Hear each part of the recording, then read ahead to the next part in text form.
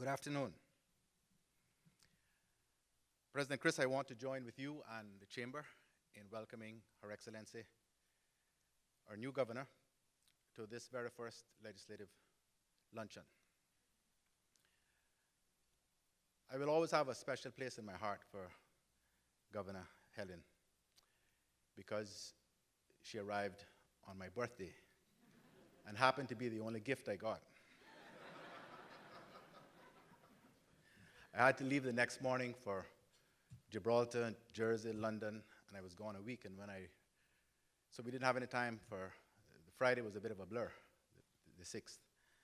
And so with the governor's arrival and swearing in and reception. So when I got back on the following Saturday, I expected, to have the royal treatment from my wife and my 2 sons. And my eldest son said, gift, you don't need any gift. There aren't too many people that can boast on having gotten a governor for their birthday.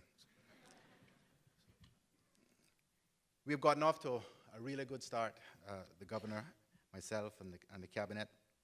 And there are always issues with any government settling in. We have a young government. We have a significant number of members who have never been elected before. And they're always settling in pains. I won't say growing pains, settling in pains. But I think the government is coming together very well. And although it is the greatest challenge I've ever had, managing such a bunch of very bright and experienced and business-like people, it is a challenge that I welcome warmly. And I really do believe that the way things are going bodes well for the future of Cayman. Your Excellency, I want to say to you that the wonderful hospitality that we have received and are receiving today should not be misconstrued by any of us as an excuse, merely an excuse for an afternoon off from the office. These occasions provide valuable interaction between the government and the business community, as well as an opportunity for chamber members and their invited guests themselves to discuss the state of play in their respective industries and to examine the ways in which they can continue to contribute to the development of these islands. Bearing this in mind, I am therefore especially pleased to endorse the Chamber's Future of Cayman Economic Development Initiative, of which the President spoke so passionately just now. Like President Duggan, I'm convinced that in today's economic landscape, national development goals will only be reached if there is a genuine partnership between government and private enterprise. And I do not speak here only in narrow terms of funding for public-private sector projects. For while this is an important driver of economic regeneration, the opportunity also exists to develop a new model for small, open economies such as ours, whose only real resource is our people. A new type of partnership is required if government and private enterprise are both to achieve their respective goals. There is already a lot of common ground between the Chamber's 5-point plan and our vision for growth and development of Cayman. I therefore look forward to continuing to receive the Chamber's views on how best we can achieve these goals, working together, and on hearing more about the role and the contribution the Chamber will make. Before I give you some of the highlights of the government's role, or what we view as the government's role in this new partnership, let me, President Chris and CEO Will and all the rest of the Chamber Council, thank you for the invitation here this afternoon. The last 4 months have been a whirlwind for those of us in government. And so in spite of my earlier entreaty not to view this afternoon as an occasion simply to get out of the office, I have to confess to you that I welcome the escape, temporary though it is. After weeks of battling with budget issues and grappling with the proposed amendments to the immigration law, I'm enjoying the opportunity to spend some time among familiar faces, to break bread with you, and to have the opportunity to update you on the progress of the government since we took office in May. I believe you will recall that a recurring theme during the election campaign was confidence. Confidence that a new government would put country before party. Confidence that a new government would adhere to the best principles of fiscal responsibility. confidence that the abuse of state resources would stop, confidence that transparency and good governance would return to the management of our affairs, and confidence that you could depend on the government to keep its word. I think we can say that we have met most of those expectations so far, although we are keenly conscious that there is no room for complacency, as inspiring confidence is an ongoing endeavor. Confidence is the currency that will turn our economy around, and it therefore should not have come as a surprise to anyone who is following developments in Cayman over the 8 to 12 months preceding the general elections, that one of our very first acts on assuming office was to seek to regain the trust and confidence of the Foreign Commonwealth Office, that we could get this country back on track. Our ability to produce a 4-year fiscal plan, which received the approval of the UK on first submission, has gone a long way to returning confidence in Cayman, as it has provided the certainty that investors require and return stability to the management of our economic affairs. We are fully cognizant of the importance of this stability, both to you, the members of the Chamber, and to external investors. Having invited you to partner with us to restore growth to the economy and ultimately to improve the quality of life of our people, let me assure you that we shall endeavor to provide the enabling environment to make this a reality in as short a time as possible. The next 12 months will be especially critical. We do not have a lot of fiscal space in which to operate, and it will be a test of fiscal discipline characterized by new levels of efficiency and imaginative solutions to achieve our budget goals. The civil service has already been briefed on this new dispensation, and to the credit of the fine men and women who we entrust to implement the policies of government, they have signed on and are fully involved in meeting the goals of the government and of the Ministry of Finance in particular. We have a particularly hard taskmaster in the person of Minister Archer. As anyone who is working within the public service will tell you. But we want him to be that way, difficult though life becomes, because it is only with instilling that level of fiscal discipline that we will get the affairs of government really and truly back on track. We are in the final stage of preparation of the budget, and the FCO's economic advisor, Mr. Richard Homewood, is presently here assisting with the completion of that exercise. I'm delighted that he has been able to join us at this luncheon. We plan to present the budget to the Legislative Assembly next week, Friday.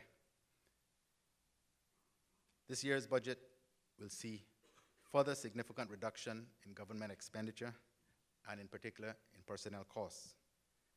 There is but one new revenue measure, the introduction of directors' fees. We will not take on any new debt and will continue to pay down existing debt, as well as make a substantial contribution to government's past service pension liability. Investments in capital projects will be responsible, and we believe the one revenue measure that we are introducing will be zero inflationary. We are projecting a substantial surplus at year end. Having been told all that, you will no doubt be asking the next logical question: how do you intend to drive growth in the economy?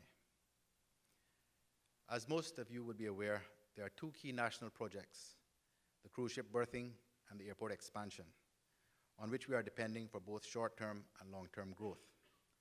The process being undertaken for these national projects is first to develop policy guidance for each project, and from that policy guidance, a strategic outline case is developed, which is then followed by an outline business case.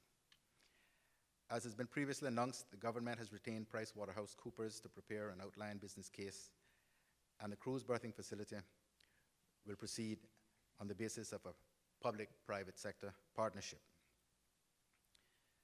Funding for the airport expansion is already in an escrow account.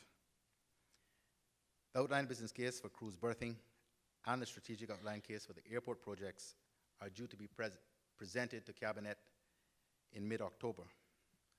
The Deputy Premier is working diligently to get these two projects up and running. From the private sector standpoint, you would have heard only yesterday that the first phase of Dr. Shetty's Health City is on schedule to open next February.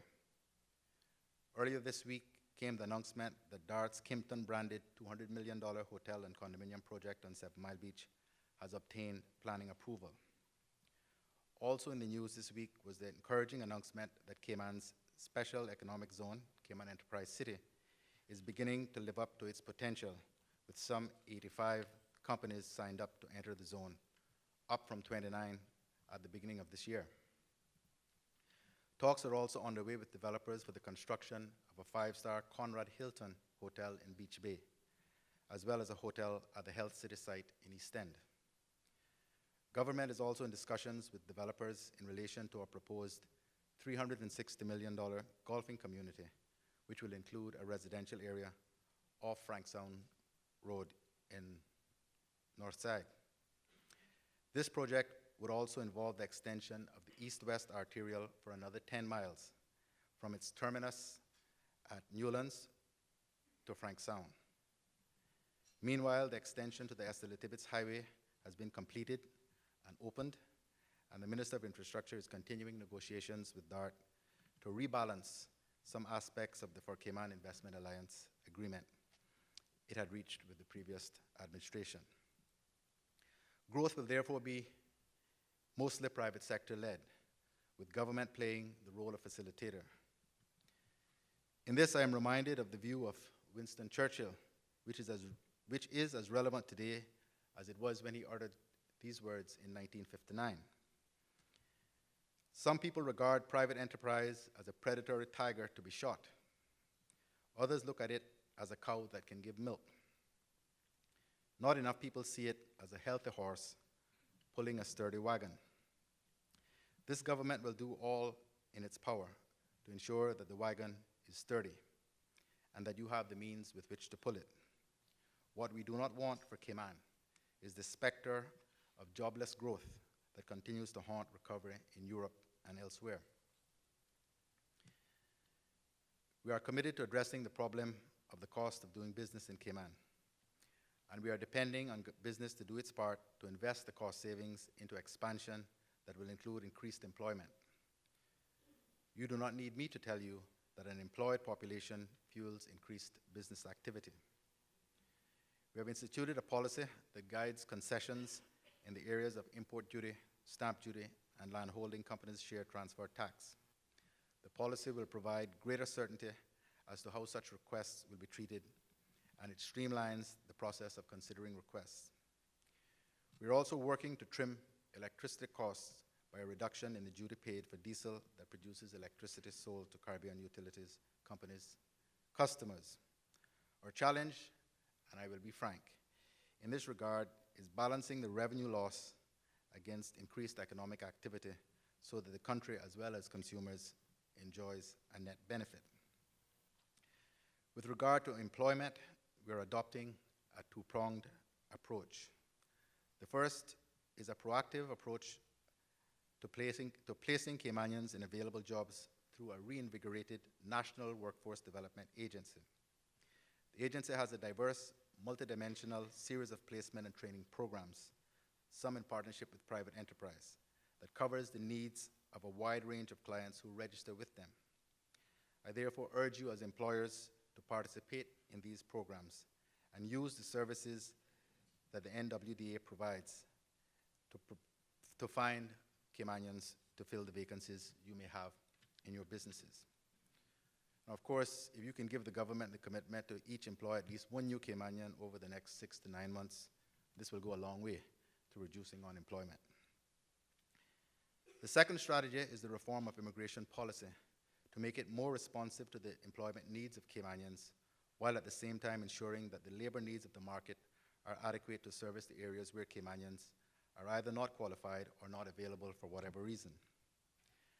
I think I should point out here that while immigration legislation is, among other things, used to protect the jobs of the local population, it is not in itself employment legislation. It has not escaped my attention that either through ignorance or mischief, There are people who have been playing on the emotions of Caymanians to try to convince them that their interests are not being protected by the amendments, the proposed amendments to the immigration bill, which was tabled and published in the Legislative Assembly last Friday. I therefore wish to spend a little time in addressing some of the fears and concerns that Caymanians have asked me and other members of the government about, and to seek to dispel some of the falsehoods being spread by people who, quite frankly, ought to know better. The first misconception is that the rollover policy has been abolished. This is patently untrue. The rollover policy will remain, but the term limit will be extended from 7 years to 9 years for all work permit holders. Previously, only key employees were able to remain here for 9 years. Essentially, the change means that all work permit holders will be treated in the same way that key employees currently are under the present rules, and the key employee provision will be repealed. Under the current system, it is the employer who makes the determination as to who is a key employee and who can stay beyond the 7 years to eventually qualify in terms of time spent on the island to apply for a permanent residence. By extending the length of time a work permit holder can remain to 9 years and allowing all work permit holders who reach 8 years to apply for permanent residence, this means that the government can now decide through an open and transparent point system who will be granted permanent residence rather than having this essentially determined by employers. I should add here that the criteria for earning points and the number of points required to qualify for permanent residence will be fairer and more objective, but also more demanding than previously. So as a country, we will be better able to determine the type of person that becomes a part of our permanent population in terms of skills, country of origin, age, etc. The other major piece of propaganda that I wish to deal with relates to the term limit extension permit holders, or TLEPs. The previous government legislated this category of work permit holders into law and ought to have acted on the report it commissioned to regularize the status of this group. On coming to office, we quickly realized that the term limit for the TLEPs would expire on the 28th of October, next month. And thus, we had to resolve this issue. There are just over 1,500 people who fall into this category, all of whom, by October 28th, will have been living here for more than 7 years. In the interest of fairness, the committee who reported to Cabinet on the TLEPs found that it would be discriminatory to treat this category of work permit holder any different than the other work permit holders, and the time spent here should count towards the 8-year requirement that already exists in the law as the point at which an application for permanent residence can be made. There was another concern which we haven't made much of until now, publicly that is. But in addition, there is the real possibility that government could become subject to legal action on human rights grounds if we allow a system to prevail that admits of discrimination. It was therefore thought advisable to let the new system that is being proposed work to determine whether the TLEPs would be eligible for permanent resident status rather than to expel more than 1,500 people all at once at the end of next month. The last thing the country can afford at this time is a rush of lawsuits claiming human rights abuses. Our reputation in the international community is still too fragile. The view has also been put abroad that if these 1,500 TLEP holders were sent home, automatically 1,500 Caymanians would find jobs. The truth is that of this number, over 900 are for jobs as domestics, gardeners, caregivers, and other jobs of that nature which Caymanians have generally demonstrated little interest in filling. It is also worthy of note, but generally ignored in the discussion, particularly the one on the radio. It is also worthy of note that in effect the TLEPs are only being extended for 45 days. That is until the 9th of December. During this period, the jobs will have to be advertised in the usual way, and Caymanians will have ample opportunity to apply for these jobs. If a Caymanian is willing and able to do the job, a new work permit should not be granted to that former TLEP holder. The entire immigration and work permit application process is being strengthened and protections built in to protect the integrity of the system. Phase 2 of the immigration reform is underway, and we expect to receive that report early in the new year.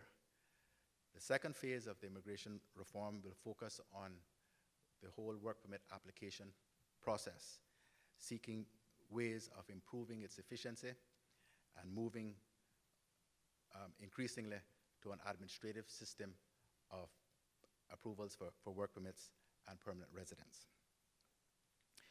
I will not go into all of the details now, but I felt I should take the opportunity to dispel some of the rumors and misconceptions about what the amending bill will do. I will be speaking to the nation about the specific provisions of the bill over the course of the next few days. And so I ask those of you with an interest in these matters to stay tuned. And of course, if there are any specific concerns you have, I will seek to address them during the question period following my address. There is one other very important area that is of major concern to the government and every law-abiding citizen in Cayman, and that is the rise in crime over the last 2 years, in violent crime over the last 2 years or so. The recent spate of armed robberies is a matter of gravest concern to the government and to me personally.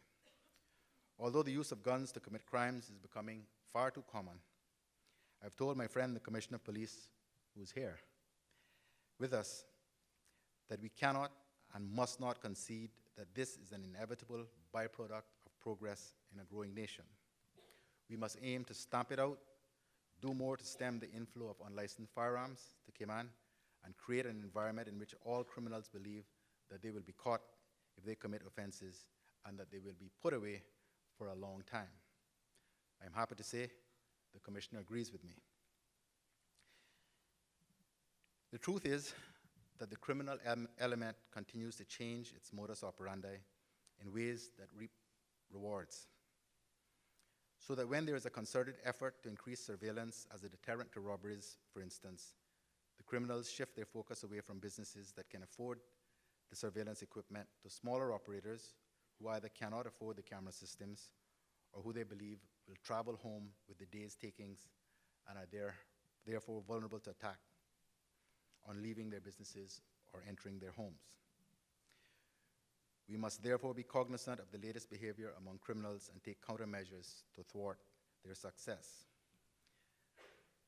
You may have noticed over the past few weeks that our law enforcement agencies, through the use of the police helicopter, the national CCTV system, and a coordinated response, captured 4 persons who had just robbed a grocery store in Northside. In addition to this, by use of the same equipment and responses, our brave men and women in uniform quickly captured a man who carjacked a woman at gunpoint after a high-speed chase. Because we have a professionally run air operations unit that was able to respond so quickly, officers pursuing the car were able to back off the chase and hand over the pursuit to the helicopter, thus reducing the risk to our community whilst capturing the suspect. The Royal Cayman Islands Police Service has truly stepped up its game to ensure that technology and specialized equipment fill the evidence gap, which so often exists when we try to detect and prosecute serious crimes, especially gun-related crimes. The police have spent significant resources on training to improve the skill sets of officers in key areas such as report writing and evidence gathering, so that once we catch them and we get them to court, we can actually get a conviction. One of the great challenges that Cayman has faced and the force has faced in a small community like this is the unwillingness of people to bear witness against someone that they have seen or know to have committed a crime. The increased use of CCTV, and in particular the camera on the helicopter, is making it easier to fill this evidence gap without having to rely on live witnesses. And just this morning, we broke ground on a new set of custody suites located at Fairbanks, which will replace our old police lockup. Not only will this assist with us complying with the provisions of our Bill of Rights about treating prisoners humanely, but the segregated cells in the new custody suites will allow us to keep suspects separate.